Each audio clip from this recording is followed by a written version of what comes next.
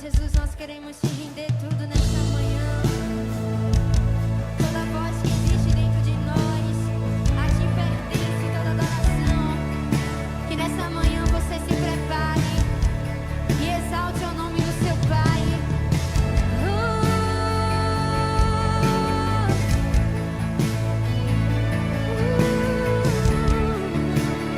Vamos declarar isso. Deus não rejeita a oração. Oração é alimento. Essa é a sua declaração para o seu Pai. Nunca vi um justo sem respostas ou ficar no sofrimento. O que é que ele diz pra mim e pra você? Basta somente esperar o que Deus Ele já está fazendo na minha, na sua vida. Vamos! Quando Ele estende as suas mãos, é a hora de... Então se prepara aí e diz: então louve, simplesmente louve. Tá chorando, louve. Precisando, louve. Tá sofrendo, louve. Não importa, louve. O seu louvor, vamos, ele invade o céu, então diga. E Deus vai na frente, abrindo os caminhos, quebrando as correntes, tirando os espinhos, ordena os anjos, trabalhando a seu favor. Ele abre as portas, vamos, ele abre, mas fechar. E ele trabalha pra quem nele confia, caminha contigo de noite ou de dia. Erga as suas mãos e comece a cantar com muito louvor, com muito louvor, e com muito louvor, com muito louvor, com muito louvor. É que nós oremos, Jesus, com muito louvor, com muito louvor.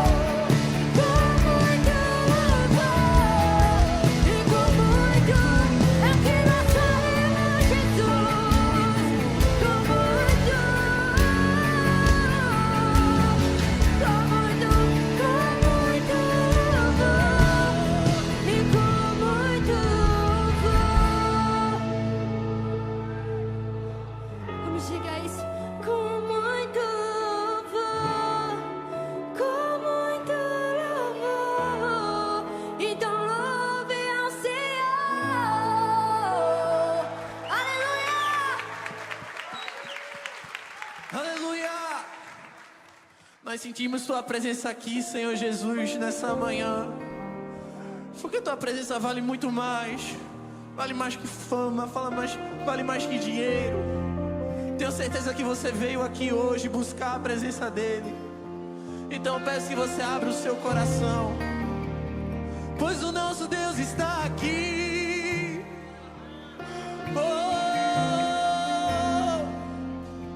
Vamos declarar isso, o Teu amor. O Teu amor, Ele me constrange e me faz ser alguém melhor. O Teu amor me aprisionou com algemas que eu jamais. O Teu amor está ganhando forma em mim, e a cada dia eu te amo mais. Sou o Teu amor,